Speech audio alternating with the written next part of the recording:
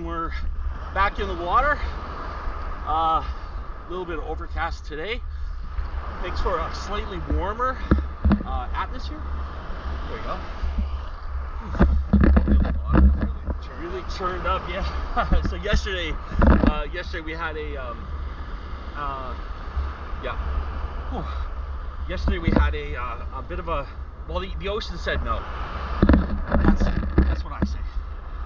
We were smart enough to take heed. She was tossing around cabers out here. Like it was oh, here we go. Yeah, so today's a little, she's got a little bit of there you go, a little bit more emotion today, but nothing like yesterday. Oh, there you go. So yeah, she's a little wavy. We're just past the break, but we're getting some really nice swells here. Oh yeah. Yeah, I think we had a bit of a wind advisory the last couple of days. Yeah, so the wind was coming out of the east, and this is where we're on the east side of the island here, so this is where we get the weather on the ocean. So just to fill things in too, like this week we had taken on a bit of a challenge here, and we were doing what we were calling the 8 dips in 8 days. Yes. And yesterday, obviously, like we just discussed, had to kind of postpone activities. Yeah. And I have to say, I missed it. I did too. I actually missed it. I was disappointed as well. And I was hoping that maybe later on the day, here we go, that we would be able to, here we go, this was the big one.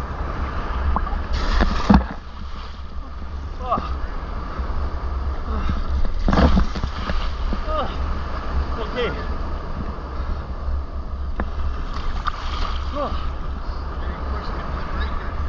Yeah, but the break's going out further. So I was hoping we could find some time yesterday to get a little bit of action in, but it just didn't happen. So we ended up having to do our cold showers. Came down here like 7:30, and it was very similar to the morning. Yeah. So the cold shower was miserable. It is part of that uncomfortable suffering. Absolutely. But it's just not the same as me having the shit kicked out of you by these waves. No, not at all. And today, like I say, it's a bit swelly, which is giving me a little more action. But those last couple of waves are the biggest ones we've actually ever experienced. Yeah, I thought they were gonna break right over my head. So yeah, that one broke, I think, about 7 feet, because I leaped up, and I still got my head under there. So anyways, so what's been going on? Like, what's happening today for you? Well, Friday for starters. Oh, thank God it's Friday. Looking forward to the weekend. Yeah. There's a big set on the way. Oh yeah, I see it. I know we were out here a couple days ago. We came out and we didn't have the cameras with us. Yes. We wanted to kind of have a present day, a present experience out here, just in the moment, with no other kind of responsibilities. And, we talked a lot about kind of our relationship with water. How it's, for you anyways, your perspective of water has changed a little bit. Yeah, absolutely. That relationship has grown. Do you want to? Well, that is the funny thing is since we started doing this back in November, I've developed a relationship with water, and it's this one's, here we go. That I never experienced before, and I have often heard sailors and fishermen talk about this relationship with the ocean, and I've never understood it. I always thought it was kind of like just sort of like how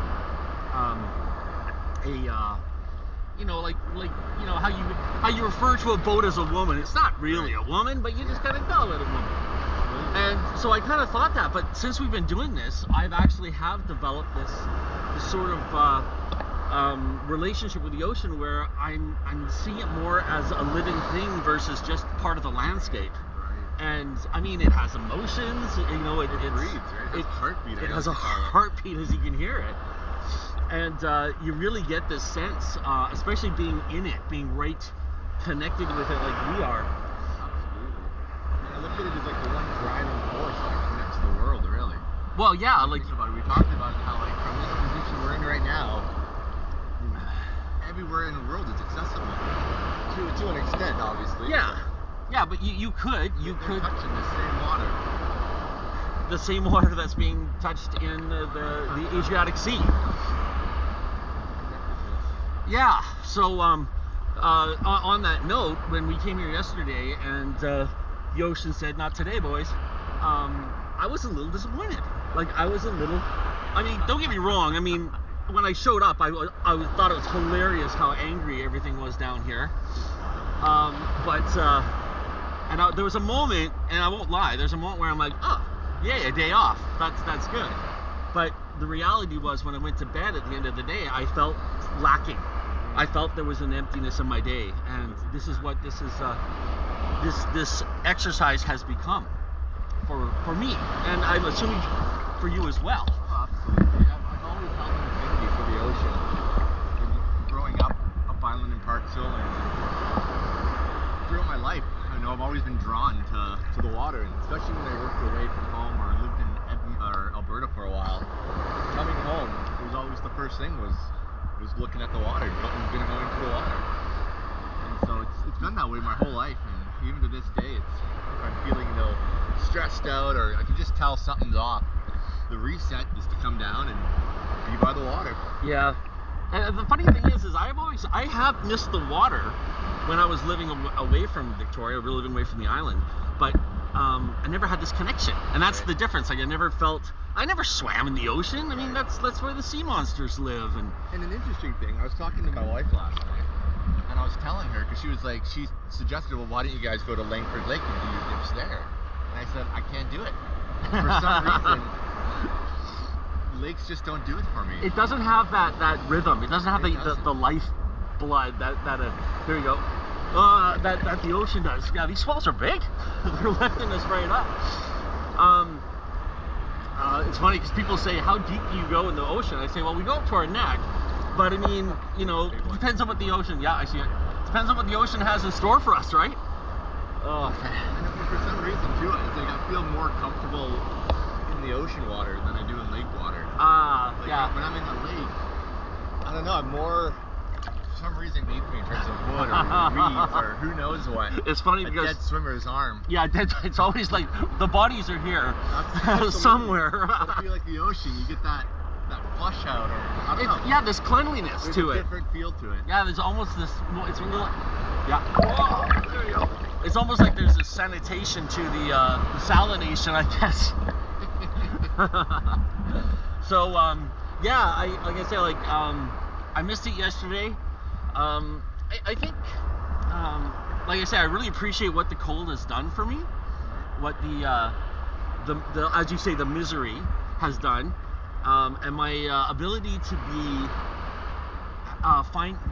be comfortable while I'm uncomfortable. Absolutely. And not uncomfortable. It's just like I know this isn't going to kill me, and so I'm okay with it.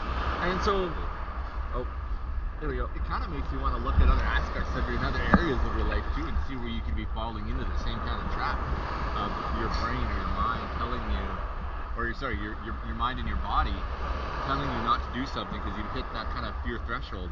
But yet, if you were to push past that, you would realize that, wow, I'm actually safe doing this, or I'm gonna be okay. I'm gonna be okay, yeah, and that's the key. And sometimes, like fear of flying, like someone has fear of flying, you're gonna be okay. Absolutely, you might take off pissed scared, but you'll land and be like, oh, okay, I'm alive. I'm alive, and it was that was an experience.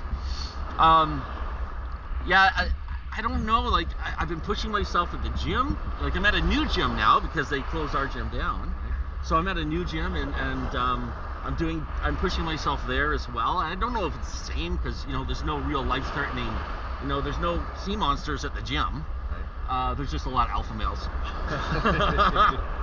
But that's one of those things where I'm not uncomfortable around in front of an audience. I'm not uncomfortable, but around in a crowd of people I don't know, sometimes that does happen, and I find that I'm just sitting there going, okay, I'm here to work out. They don't give a shit about me, so let's just work out.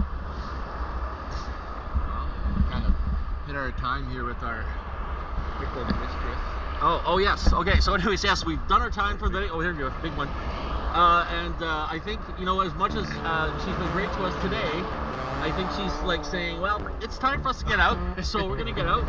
Thanks so much for watching, and of course you want to subscribe to us, because the more subscribers we have, the more we can get our reach out and our message about cold water and what the benefits of it.